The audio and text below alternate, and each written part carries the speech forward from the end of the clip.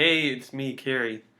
So it's been a while since I uploaded a video, but today I thought, I think I want to recommend some summer books. So, good books to read during summer.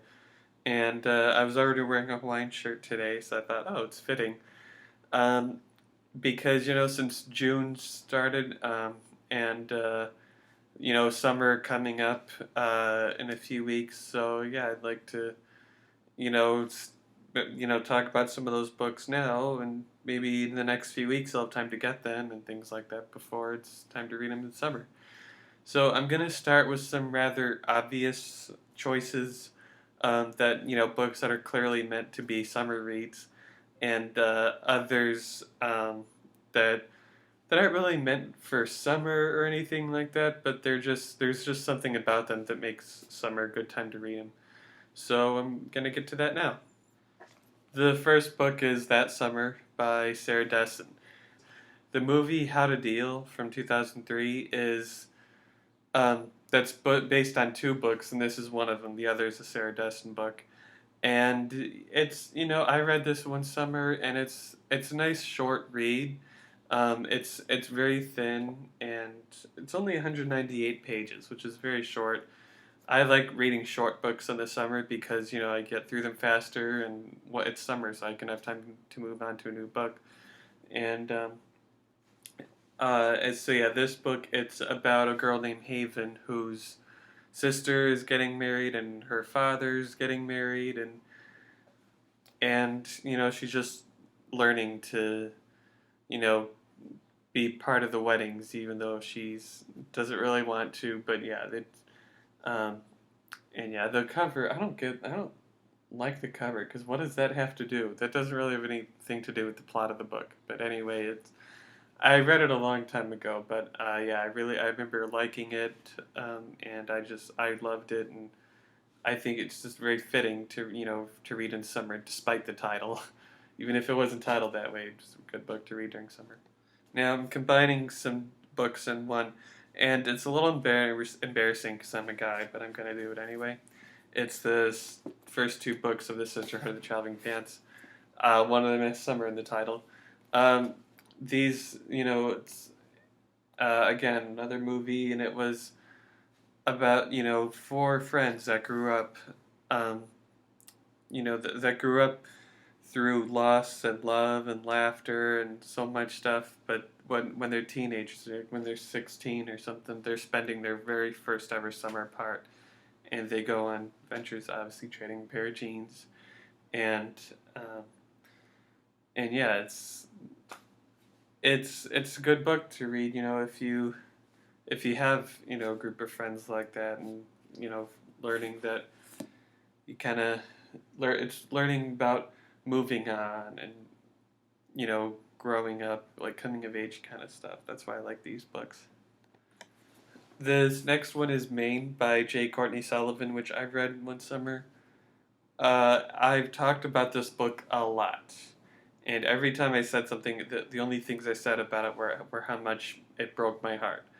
Um, but yeah, it's a good summer book because it takes place in this little lake or beach house up in Maine, and about three generations of women coming together, and it's told a lot through flashbacks, but just because of that essence of the book, that's one of the reasons why it's so great to read it during summer. This was, yeah, again, I chose this for one of the obvious reasons, like clearly it's a summer read, but then I have other books to talk about. And yeah, I loved it, but I loved parts about it, but I didn't like certain characters, and again, there are other parts where my heart just dropped out of my chest, and but it was still really good. It's still really, really good.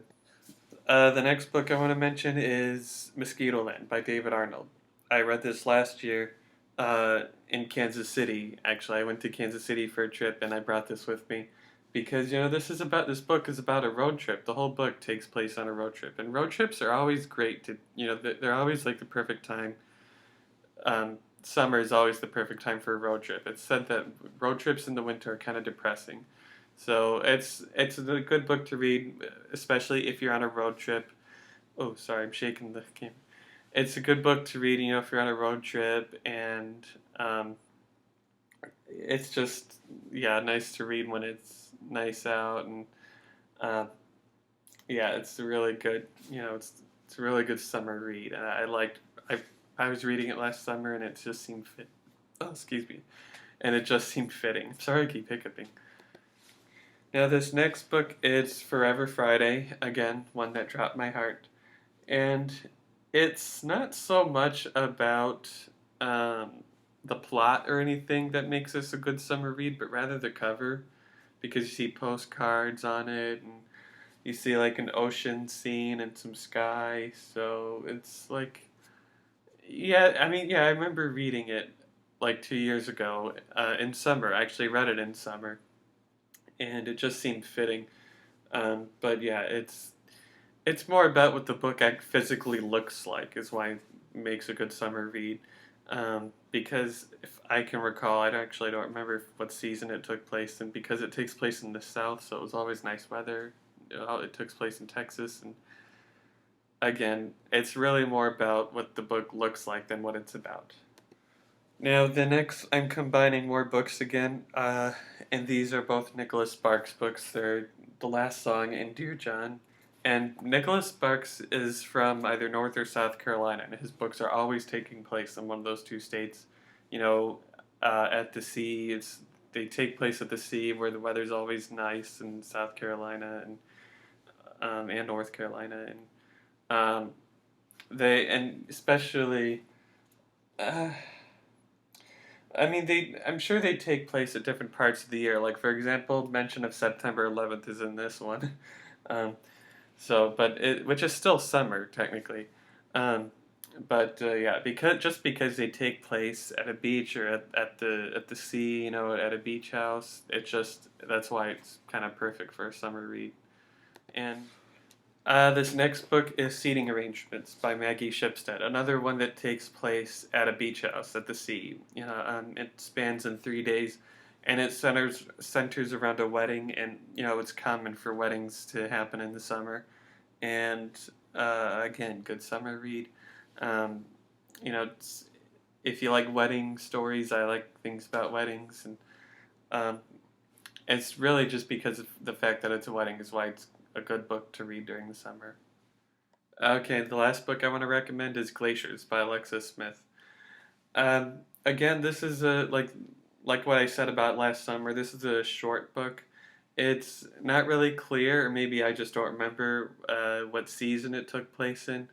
Um, but because it's so thin and it's so short, um, is why it's a good summer read because you want to read as much as you can in the summer when you're not in school or anything like that, um, and so you have more time. So after reading a short book like this, you can then move on to another book and you can get through it faster. So it's a nice book to read. Maybe on a vacation, even though I never have, or any. Um, because it doesn't take long to read this book. Basically, I read it in like 2 or 3 days, which is kind of extraordinary for me. So those were my recommendations for summer books and beach reads, and I hope to know what some of you guys think. If you want to recommend any summer books to me, I'm always up for discussing them. So hope you subscribe. Hope you like this, and I'll see you guys. See you guys soon.